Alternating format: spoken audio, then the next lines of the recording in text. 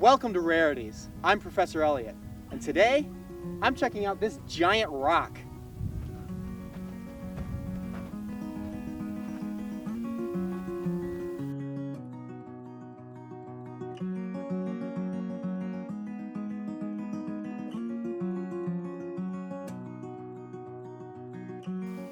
This rock is 7 stories tall and covers 5,800 square feet.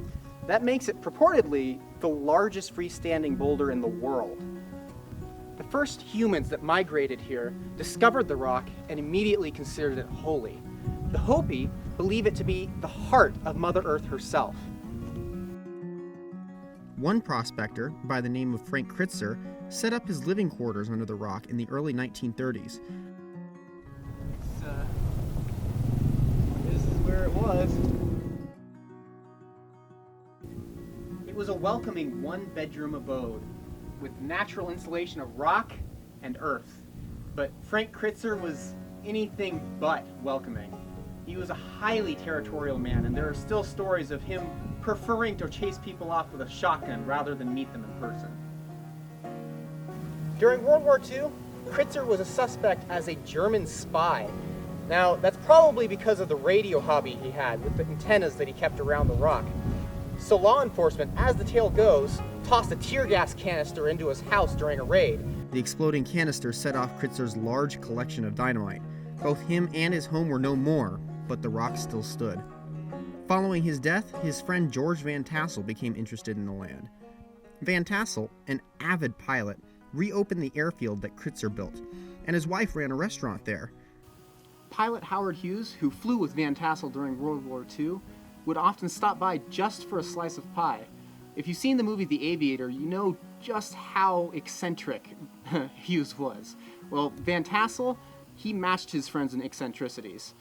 He was particularly interested in UFOs and believed that because of the rock's size and geological structure, he could use it to contact extraterrestrial life. And he wasn't alone in that thought.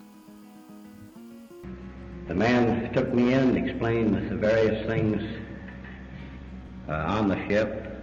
I saw the method of power below the deck, the free energy motor running, the ship hovering there as stationary as if it was on a concrete foundation, despite the fact that a gusty wind was blowing.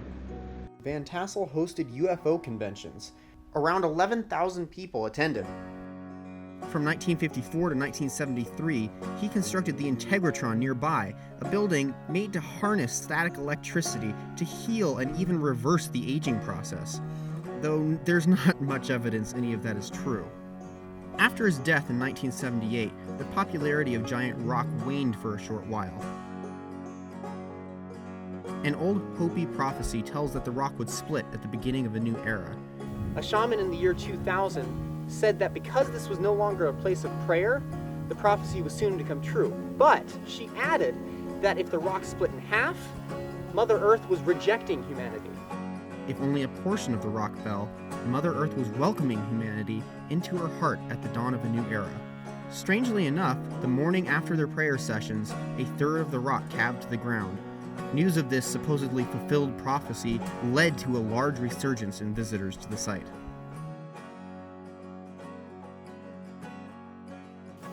To many, this is just a rock.